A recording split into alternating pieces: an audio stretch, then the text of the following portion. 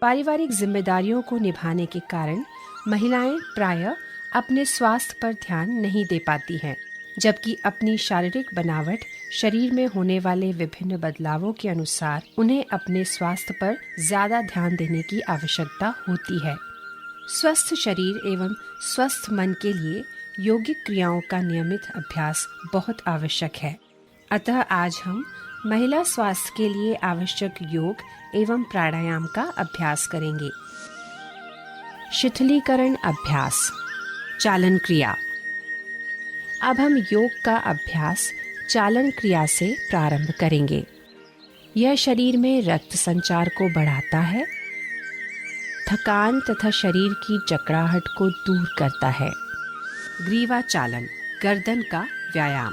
प्रथम चरण, गर्दन को आगे और पीछे झुकाना। सचेत मुद्रा में खड़े हों, पैरों को आरामदायक स्थिति में फैलाएं तथा हाथों को कमर पर रखें। श्वास छोड़ें तथा सिर को धीरे धीरे आगे की ओर झुकाएं तथा ठुड्डी को छाती से स्पर्श कराने का प्रयास करें। श्वास भीतर लें तथा सिर को पीछे ले जाएं। जितना आराम से जा सके उतना पीछे ले जाएं। श्वास छोड़ते हुए सिर को वापस आगे लाएं। ग्रीवा चालन, गर्दन का व्यायाम। द्वितीय चरण, गर्दन को बाईं तथा दाईं ओर झुकाना। श्वास छोड़ें तथा सिर को धीरे धीरे दाहिनी तरफ झुकाएं। कान को कंधे के इतना अधिक निकट तक ले आएं जितना संभव हो सके। श्वास भीतर लें तथा सिर को सामान्य स्थिति में लाएं। श्वास छोड़ें तथा सिर को धीरे धीरे बाईं ओर झुकाएं।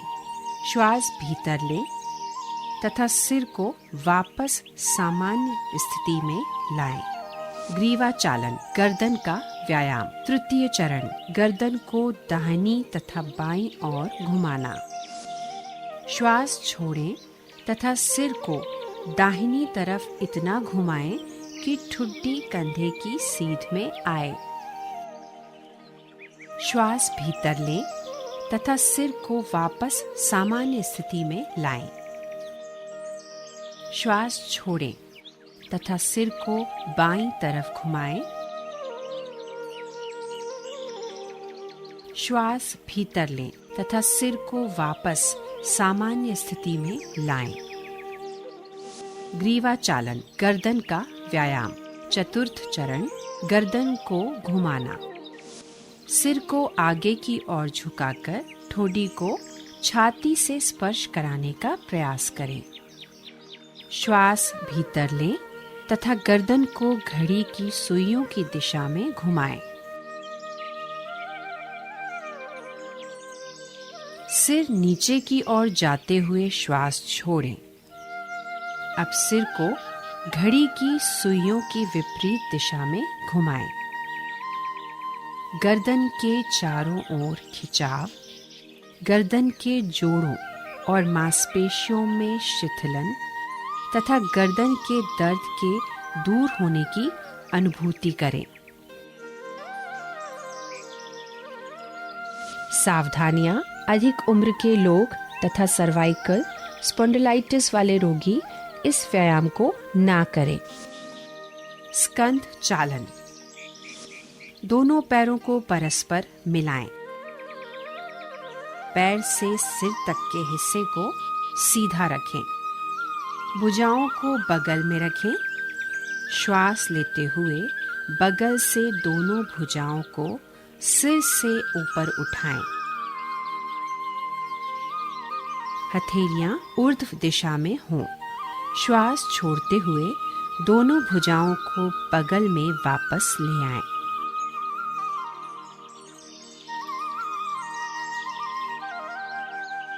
जब हाथों को सिर से ऊपर ले जाएं, तो ध्यान रखें कि वे सिर को स्पर्श ना करें।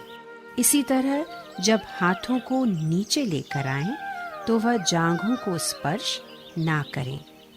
अंगुलियों को मिलाते हुए दोनों हथेलियों को पूरी तरह खोलें। स्कंध चक्र। सीधे खड़े हो जाएं। दोनों भुजाओं को फैलाएं एवं हथेलियां ऊपर की ओर हों। बाएं हाथ की अंगुलियों को बाएं कंधे पर रखें और इसी प्रकार दाएं हाथ की उंगलियों को दाएं कंधे पर रखें। दोनों कोहनियों को पूरी तरह चक्राकार घुमाएं। कोहनियों को आगे की ओर लाते हुए परस्पर स्पर्श कराने का प्रयास करें। इसी प्रकार पीछे की ओर ले जाते हुए कानों से स्पर्श कराने का प्रयास करें। इसी तरह विपरीत दिशा में भुजाओं को खींचते हुए घुमाएं और कोशिश करें कि इस दौरान भुजाएं शरीर को स्पर्श करें।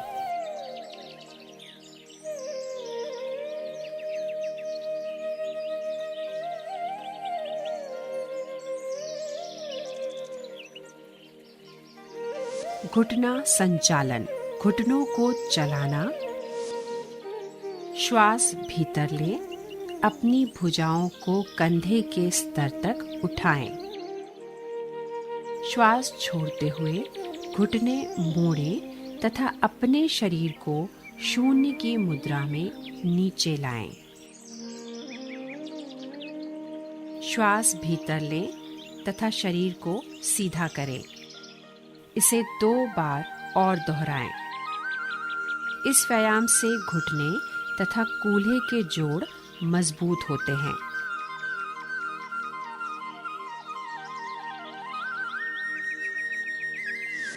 सावधानियां। आर्थराइटिस की समस्या होने पर यह क्रिया ना करें। आइए अब योगासन की तरफ बढ़ें। कृपया आसनों का अभ्यास अपनी क्षमता अनुसार ही करें। किसी आसन के अभ्यास में विशेष कठिनाई होने पर योग प्रशिक्षक से सलाह लें। चक्रासन। सर्वप्रथम पीठ के बल लेट जाएं। दोनों पैरों को घुटनों से मोड़ें एवं एड़ियों को नितंब के पास स्थिर रखें। दोनों हाथों को मोड़ते हुए दायां हाथ दाएं कंधे पर, बायां हाथ बाएं कंधे के पास रखें। श्वास लेते हुए हाथों व पैरों के सहारे कमर और छाती को धीरे धीरे ऊपर उठाएं। पूरे शरीर का भार हाथों व पैरों पर होना चाहिए। हाथों को पैरों के पास लाने का प्रयास करें। इस स्थिति में 10 से 20 सेकंड अथवा क्षमता अनुसार बने रहें। श्वास छोड़ते हुए धीरे धीरे शरीर को वापस जमीन पर लाएं। शवासन में विश्राम करें। सावधानियां। इस आसन का अभ्यास क्षमता अनुसार करना चाहिए। कमर में चोट, हृदय रोग आदि के मरीज यह आसन ना करें। पश्चिमोत्तानासन। सर्वप्रथम दंडासन में बैठें। दोनों हाथों को धीरे धीरे बगल से ऊपर उठाएं। कंधे की सीध में आने के बाद श्वास लेते हुए दोनों हाथों को सिर से ऊपर ले जाएं। इसके पश्चात श्वास छोड़ते हुए धीरे धीरे कमर से छाती तक के हिस्से को आगे झुकाएं। हाथों की तर्जनी उंगलियों से दाहिनी से दाहिना और बाईं से बाएं पैर का अंगूठा पकड़ें। इसके बाद सिर को घुटनों के मध्य टिकाने का प्रयास करें। हाथों की कोहनियां भूमि पर लगी रहनी चाहिए। इस स्थिति को यथाशक्ति धारण करें। श्वास लेते हुए दंडासन में वापस आएं।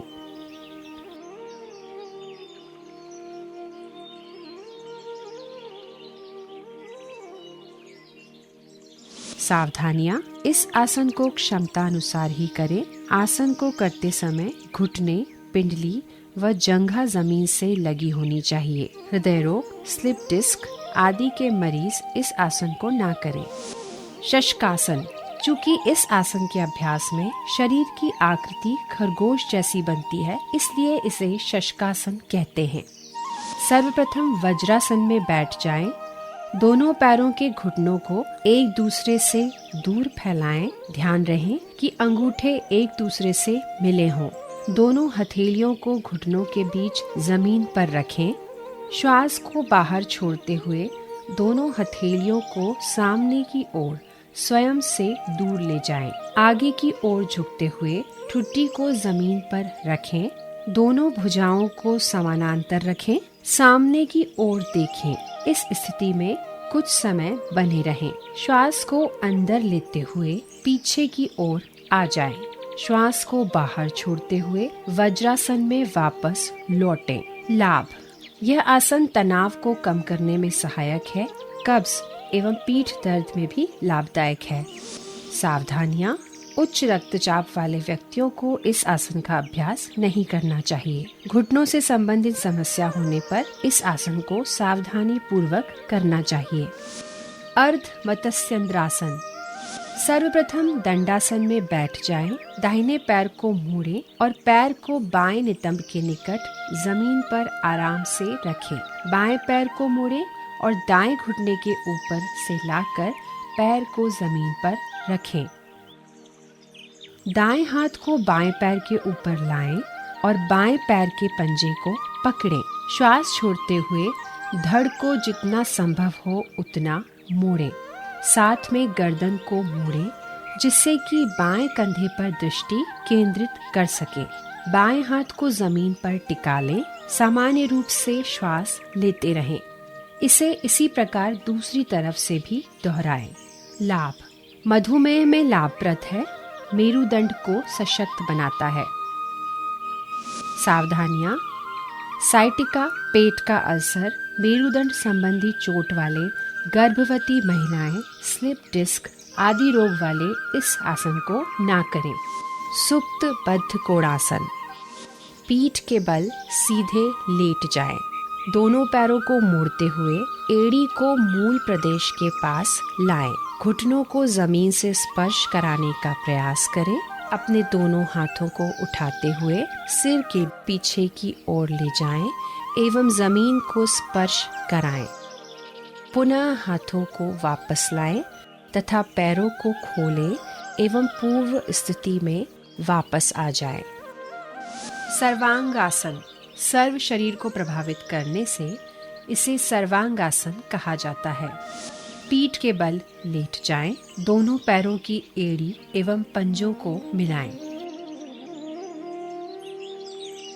धीरे धीरे दोनों पैरों को जमीन से ऊपर उठाएं व 90 डिग्री तक लाएं। पैर समकोण तक उठाने के पश्चात कटी प्रदेश को दोनों हाथों की सहायता से ऊपर की ओर उठाना चाहिए। दोनों हाथों की कोहनियों को मोड़कर पीठ को सहारा दें।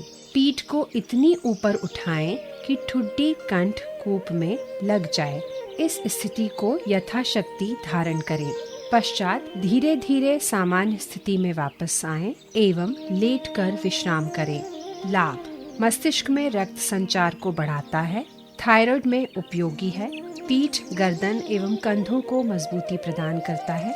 सावधानियां: उच्च रक्तचाप, माइग्रेन, कमर में या पीठ में चोट लगने पर यह आसन ना करें। शवासन: इस आसन में अंतिम अवस्था एक मृत देह जैसी होती है। सर्वप्रथम पीठ के बल लेट जाएं। हाथों और पैरों को आरामदायक स्थिति में फैलाकर रखें। आंखें बंद होनी चाहिए। पूरे शरीर को अचेतन अवस्था में शिथिल छोड़ दें। नैसर्गिक श्वास प्रश्वास की प्रक्रिया पर ध्यान केंद्रित करें। इस अवस्था में तब तक रहें जब तक कि पूर्ण विश्रांति एवं चित्त शांत न हो जाए। लाभ: सभी प्रकार के तनावों से मुक्त करता है। शरीर तथा मस्तिष्क दोनों को आराम प्रदान करता है। प्राणायाम: अनुलोम विलोम।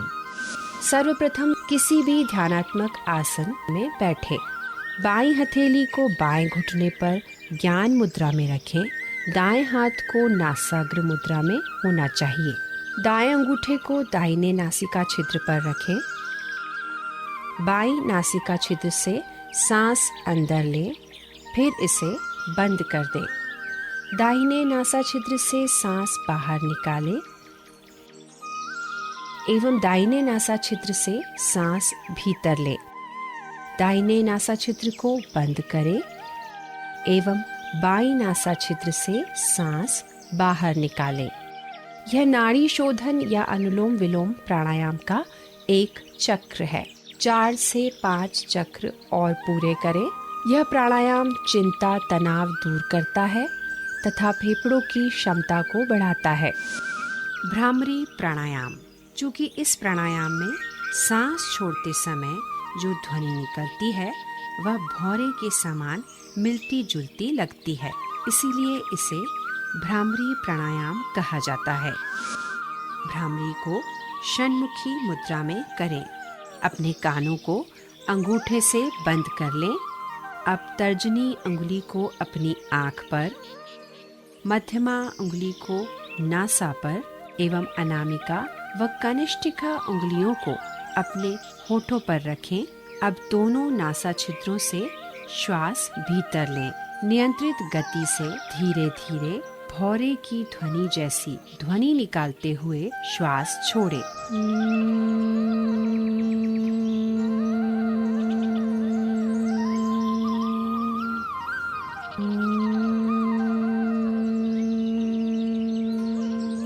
यह प्राणायाम अनिद्रा के लिए उपयोगी है तथा तनाव संबंधी विकारों को दूर करता है। इस प्राणायाम को 2 बार और दोहराएं।